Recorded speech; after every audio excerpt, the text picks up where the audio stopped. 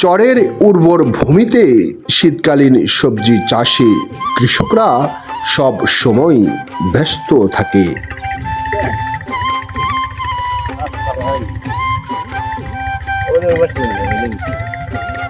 নদীর এই ঠান্ডা জল, কুয়াশা ভরা সকাল, দৈনন্দিন জীবনে ব্যস্ত চরের মানুষ। কি লিরাচ্ছেন এগুলা?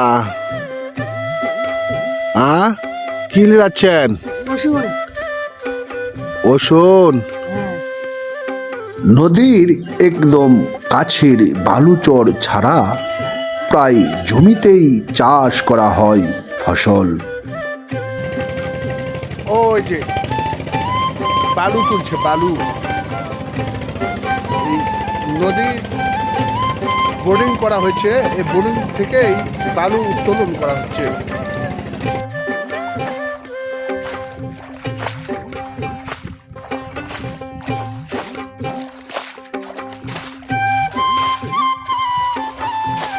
ভাই, কি অবস্থা? এগুলা কি করছেন? হাজ হচ্ছেন? উঠে ধরুন তো দেখি ভারত।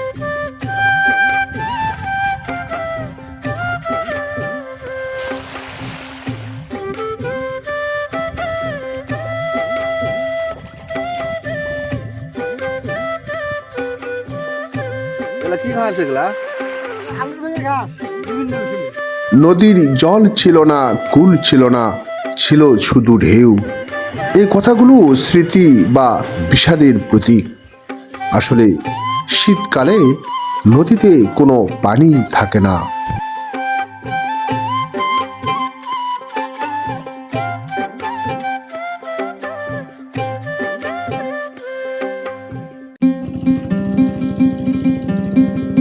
বাবু, তুমি কোথায় যাচ্ছ?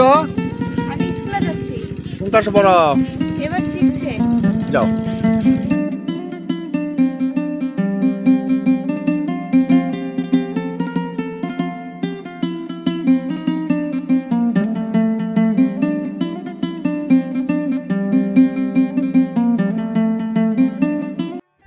নদী মাতৃক এদেশে যারা নদী এলাকায় বসবাস করে থাকেন তারা কিন্তু সবসময় কৃষি কাজটি বেশি করে। বন্যার সময় যেমন তাদের কষ্ট, শীতকালেও অধিক শীতেই তাদের জীবিকা নির্বাহ করতে হয়। নদীতে বর্তমানে পানি নেই, একেবারেই ফাঁকা, একদম ফাঁকা। এটা কিন্তু বর্ষার সময় অনেক এলাকা জুড়ে শুধু পানি আর পানি থাকে।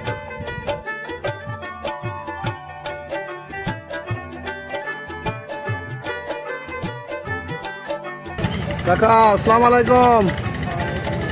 কেমন আছেন? আলহামদুলিল্লাহ, আল্লাহ রাখছে। কি করছেন এখানে? এখানে দাঁড়িয়ে আছি, মিষ্টি আলু ঝুঁকে দিচ্ছি। মিষ্টি আলু ছাড়া অন্য কিছু হয় না? হয়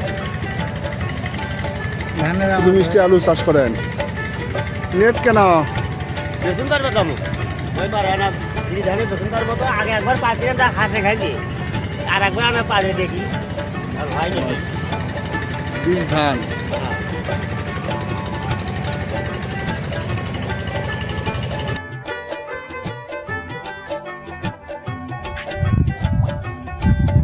আলু ঢাচ্ছেন? হ্যাঁ, আলু খাচ্ছি। কি আলু এগুলা? লেবু না ফাঁকরি? মানে পাখি। কেমন হয়েছে আলু?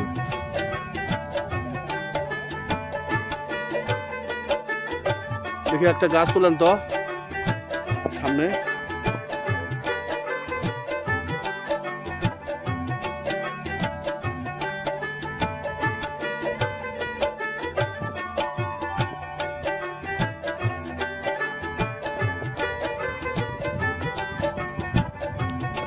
আগে আপনার বাড়ির দাদি, এলাকা আপনার বাড়ির আলু বাড়ির।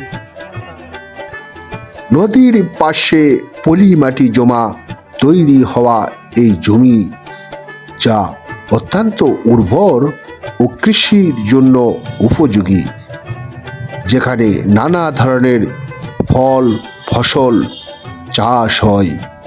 ভাই কি অবস্থা, কি কাজ করলেন? মিষ্টি আলু।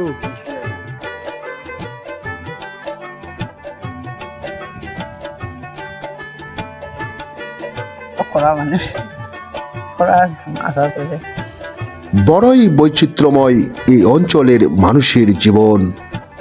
গরিব অসহায় মানুষগুলো এই চরেই বসবাস করে থাকেন। তারা কৃষি পাশাপাশি পশুপালন করেন।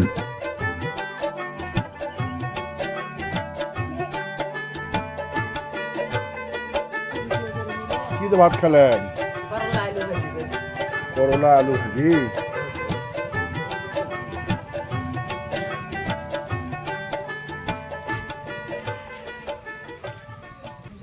ভাই গরু কি খাওয়ান?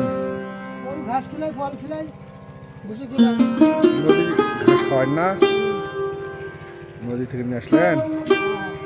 আচ্ছা।